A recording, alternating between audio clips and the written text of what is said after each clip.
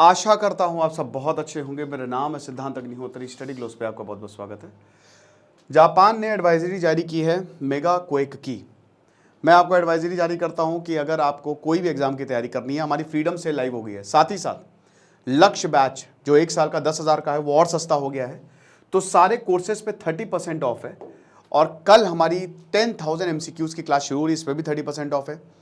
तो फटाक से कोर्स को अवेल करें। समझिए कि आपको बहुत मजा आएगा। ये 15 अगस्त तक सेल चलेगी और ये क्लास आप कर सकते हैं। तो सबसे पहली बात तो मेगा क्वेक।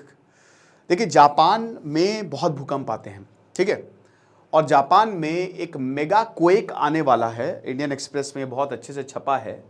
जापान ने इसकी एडवाइजरी जारी की है। 2011 में जापान में भयानक अर्थक्वेक आया था, मतलब 7 से ऊपर अर्थक्वेक भूकंप आया तो खेल खत्म, तबाही मच जाएगी, मतलब समझ लीजिए ग्राउंड हो जाएगा, चूरा चूरा, बिल्डिंग खत्म। तो इसीलिए जो जापान है वहां पे बहुत सारे भूकंप आते हैं। 7.1 मैग्नीट्यूड का भूकंप आया अभी, और अब यहां पे सुनामी की वार्निंग भी दी गई। अब वार्निंग के बाद यह भी जापान ने बोला है कि बेटा मेगा क्वेक के लिए तैयार रहो, माइट बी पॉसिबल कि ये आपको देखने को मिले। सुनामी बहुत ज्यादा उठ सकती है, 98 फीट पूरी बिल्डिंग डूब सकती है। और यहां पे नैनकाई-ट्रॉ, जो नैनकाई-ट्रॉ है ना, मेन वो रीजन है। देखिए, जापान में अर्थक्वेक क्यों आते हैं, सबसे पहले तुमको ये समझना पड़ेगा। पूरी दुनिया में प्लेट्स हैं। आपको पता है कि जो मैंटल कन्वेक्शन करंट नीचे से आता है, सबसे क्रस्ट है, फिर मैंटल है, फिर क्रस्ट है। मैंटल में करंट ऊपर जाता है क्योंकि हमारा क्रस्ट घूम रहा है, तो उसमें जो भी हमारा मटेरियल है वो भी घूम रहा है। तो अब ऊपर कन्वेक्शन करंट जो है वो जनरेट होता है, जो कि इन प्लेट्स, पूरी धरती जो है वो 16 प्लेट्स में डिवाइडेड है। तो अब क्या है कि ये प्लेट्स जो हैं वो आपस में मूव करती हैं, ठीक है ना। तो मूव करती हैं, ठीक है। ये कैसे मूव करेंगी, या तो ये दूर जाएंगी, डाइवर्ज करेंगी, या फिर कन्वर्ज करेंगी, या फिर एक दूसरे से ऐसे पैरेलली जो है वो फ्रिक्शन करेंगी। तो क्या होता है कि जब भी डाइवर्ज करती हैं गड्ढा बन जाता है, ठीक है ना, बहुत भयानक वॉल्केनो, है ना। तो ऐसे सी बेड, जब आप हीस थ्योरी पढ़ेंगे ज्योग्राफी में, एनसीईआरटी ज्योग्राफी का कोर्स मैंने बहुत अच्छे से पढ़ा है, तो उसमें बहुत अच्छे से समझाया है, ठीक है ना। जब एक दूसरे से प्लेट टकराएंगी तो पहाड़ बन जाएगा, राइट, तो पहाड़ बन जाएगा। तो अब क्या है, और जब जो एक दूसरे से ऐसे यहां पे फ्रिक्शन, तो ट्रांसफॉर्म बाउंड्री बन जाएगी। तो बेसिकली इन्हीं प्लेट से टकराने और दूर जाने से, और जब ये एक दूसरे से स्लाइड करती हैं तो आता है भूकंप। जापान में क्यों आता है, देखिए 16 टेक्टोनिक प्लेट्स हैं। तो अब जो देश इन टेक्टोनिक प्लेट्स की बाउंड्री पे है, जैसे मान लीजिए कि प्लेट हिल रही है, अब मैं यहां पे बीच में खड़ा हूं, मुझे कोई प्रॉब्लम नहीं है। लेकिन अगर मैं बिल्कुल किनारे खड़ा हूं तो उधर वाली भी प्लेट का प्रॉब्लम होगी। मैं यहां पे खड़ा हूं, ठीक है ना। आप इसको ऐसे समझिए, आप खाई है ना, खाई खाई क्या आप बहुत दूर खड़े होते हैं, जमीन पे कोई दिक्कत नहीं, लेकिन एकदम खाई के पास में खड़े रहेंगे तो फिर प्रॉब्लम है। तो आप एकदम किनारे खड़े हो, उधर से एक और प्लेट आ रही है, तो दिक्कत है ही ना, धरती हिलेगी ही हिलेगी। तो जापान जो है वो 4 टेक्टोनिक प्लेट्स हैं, ठीक है ना। यूरेशियन प्लेट है, जो कि भारत से भी इंडियन प्लेट और यूरेशियन प्लेट टकराती है, तभी आपको हिमालय और नेपाल में भूकंप देखने को मिलते हैं। पैसिफिक प्लेट है। पैसिफिक प्लेट पूरा एरिया कवर करता है, जिसको रिंग ऑफ फायर कहते हैं। इसकी बाउंड्री पे जापान आता है। और ये तो खैर माइक्रो प्लेट है, ओखोस्क माइक्रो प्लेट, फिलिपीन प्लेट है और अमेरिकन प्लेट है। तो ये 4 प्लेट्स की बाउंड्री पे जापान आता है, जो कि आपस में घर्षण करते रहते हैं। और देखिए, डाइवर्ज जब हो रही है तो इतने खतरनाक भूकंप नहीं आते, लेकिन जब प्लेट आपस में टकराती हैं, टकराने में ज्यादा डेंजरस पैदा होता है ना, और सबडक्ट होती हैं, तो ये ज्यादा डेंजरस हो जाता है। और जो जापान है वो सबडक्शन जोन में आता है। जो नैनकाई-ट्रॉ है ये सबडक्शन जोन है, राइट। और जब ट्रांसफॉर्म जो बाउंड्री होती है, तो इसीलिए जापान में यही प्लेट्स की बाउंड्री पे आता है। और प्लेट्स के जो घुसती जा रही है ना अंदर, ठीक है, ये जो फिलीपींस प्लेट है ये यूरेशियन प्लेट में सबडक्ट होती जा रही है, इसकी वजह से भूकंप हमको ज्यादा देखने को मिलता है। और अगर भूकंप, क्योंकि देखिए यहां ये जापान है, ये वाला जो एरिया है इधर सी ऑफ जापान है। अब क्योंकि पूरा समुद्र से घिरा है, पेनिनसुला है, तो क्या होगा, भूकंप आएगा, धरती के अंदर आएगा, समुद्र में आएगा तो सुनामी उठेगी, और सुनामी उठेगी तो सब कुछ खत्म। 2011 में जो सुनामी आई थी ऐसी की तैसी कर दी। जापान ने बहुत सारी सेशिन टेक्निक, मेंशिन टेक्निक, जैसे जापान क्या करता है, बहुत जबरदस्त है जापान, आपको पता है दिमाग है। इतने भूकंप आने के बावजूद जो है जापान क्यों सुरक्षित है, बिल्डिंग्स, ऐसी बिल्डिंग बनाई जाती है जो भूकंप को झेल सके, ठीक है। मैक्सिमम कितनी तीव्रता तक भूकंप आता है, मेंशिन टेक्निक पे तो दोस्तों आइसोलेट कर देते हैं। ग्राउंड को अलग, मतलब अगर भूकंप है तो खाली ग्राउंड हिले, बिल्डिंग थोड़ी ऊपर बनाते हैं तो बिल्डिंग पे कोई असर नहीं।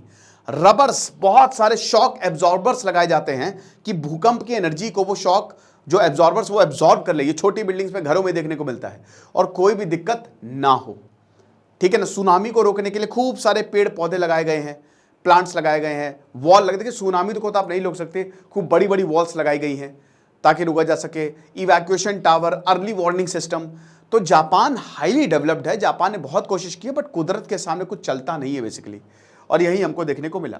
तो यहाँ पे जो जापान ने एडवाइजरी जारी किया, ये होप आप समझ गए होंगे, ठीक है, कोई दिक्कत नहीं है। तो ये जो नैनकाई ट्रॉ है, नैनकाई ट्रॉ क्या, एक सबडक्शन जोन है।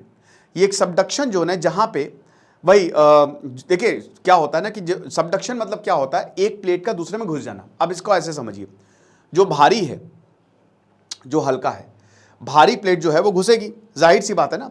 देखिए जो हैवी है, भारी नीचे जाएगा ना तो वो घुस जाएगी, कोई दिक्कत नहीं है। तो जो अंदर घुसेगी और ऐसे ये प्लेट टकरा रही है, ये भारी, ये घुस गई अंदर, ठीक है ना, और ये इसके ऊपर चढ़ गई, राइट, और बीच में ट्रॉ क्रिएट हो गया। ट्रॉ मतलब ट्रेंच, ठीक है, ट्रेंच क्रिएट हो गया। तो अब ये होता है सबडक्शन। तो नैनकाई ट्रॉ की वजह से यहां पे साउथ वेस्ट पैसिफिक कोस्ट में भयानक भूकंप जो है वो आ सकता है। अब देखो जरूरी नहीं है कि ये आएगा, ये एडवाइस सिर्फ और सिर्फ जापान ने एडवाइजरी जारी की है, लेकिन अगर ऐसा हुआ तो ये वाला एरिया जो है ना, ये पूरा का पूरा बर्बाद हो सकता है। यहां पे सीवियर अर्थक्वेक हमको देखने को मिलते हैं। ये फुकुशिमा है, टोटल 4 पार्ट्स में जापान 4 आइलैंड्स में डिवाइडेड है। शिजुओ, ये जो शिजुओका आप देख रहे हो, और ये पूरा यहां तक अगर ऐसा अर्थक्वेक आता है तो ये एरिया बर्बाद हो सकता है। इस एरिया में इतनी ज्यादा दिक्कत नहीं आ सकती क्योंकि ये बेसिकली ज्यादा स्टेबल है, लेकिन यहां पे ये वाला जो एरिया है ना, जो येलो और आपका ऑरेंज वाला, तो बहुत ही खतरनाक, स्पेशली ये वाला, ये बहुत ही ज्यादा अनस्टेबल जोन है, ठीक है ना, जिसकी वजह से भयानक भूकंप आते रहते हैं। क्या है नैनकाई ट्रॉ? नैनकाई ट्रॉ बेसिकली एक अंडर वाटर सबडक्शन जोन है। अंडर वाटर क्या, पानी के अंदर। भाई देखिए पानी भी किस पे, क्रस्ट पे ही तो है ना, जिसको हम ओशियानिक क्रस्ट कहते हैं। तो पानी के अंदर भी सबडक्शन जोन है, प्लेट जो है वो टकरा रही है। 900 किलोमीटर का है ये नैनकाई ट्रॉ। अब यूरोशियन प्लेट जो है ये फिलीपींस प्लेट से टकरा रही है, ठीक है ना भैया। ये इसको मत ऐसा आप बोलेंगे कि सर ये तो देश के उधर है यूरोपियन, अबे ये पानी के अंदर हो रहा है ना, ठीक है। तो ये तो क्रस्ट पे है ना, कॉन्टिनेंट तो क्रस्ट, कॉन्टिनेंटल क्रस्ट है ये, ठीक है ना, तो पानी के अंदर हो रहा है। तो भैया यूरेशियन प्लेट जो है वो फिलीपींस प्लेट से टकरा रही है, और यहां पे जो यूरेशियन प्लेट है वो फिलीपीन प्लेट्स के अंदर जा रही है, सबडक्ट हो रही है। अब इसी वजह से ये जो स्ट्रेस पैदा हो रहा है, 8 की तीव्रता का भूकंप जो है वो जापान में आ सकता है। ओके, ऐसा ही एक 100-150 साल पहले एक भयानक भूकंप आया था, ठीक है ना, और बोला गया है कि वही भूकंप जो है जापान में रिपीट हो सकता है। ओके, तो ये चीज है। नेक्स्ट मेगा क्वेक कब आएगा? जनवरी 2022 में ये बोला गया था। कमिटी ने कहा था कि 8 से 9, इसको कहते हैं मेगा क्वेक, मतलब कुछ भी नहीं बचेगा। इतने भूकंप पूरी दुनिया के इतिहास में जब से देश बने हैं शायद ही कभी आए होंगे, ठीक है ना। 70% प्रोबेबिलिटी है कि अगले 30 साल में ये भूकंप आएगा, यानी कि 2022 से 2052 के बीच में कभी भी ये भूकंप आ सकता है, लेकिन वो भी 70% प्रोबेबिलिटी है। We do not know for sure, ठीक है ना।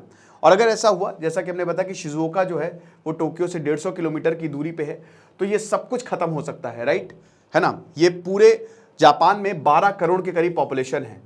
जहां पे अर्थक्वेक आएगा तो 6 करोड़ पॉपुलेशन को डायरेक्ट, 50% पॉपुलेशन को डायरेक्ट ये इंपैक्ट करेगा। ओके, तो यही है। अब अर्थक्वेक को हम प्रेडिक्ट नहीं कर सकते, सबसे बड़ी दिक्कत ही है, सेकंड्स का आपको टाइम मिलता है, ये तुरंत होता है, ठीक है ना। वेव्स इतनी जल्दी ट्रैवल करती हैं, जो एपी सेंटर जब होता है जहाँ पे और ऊपर जब आता है ये, ठीक है, तो बहुत ही कम समय मिलता है। तो कितना भी एडवांस आप टेक्नोलॉजी ले आओ, लेकिन बस आप ये समझो कि 1 मिनट के अंदर अंदर, तो that is next to impossible. आप क्या कर लोगे? तो बहुत कम टाइम होता है।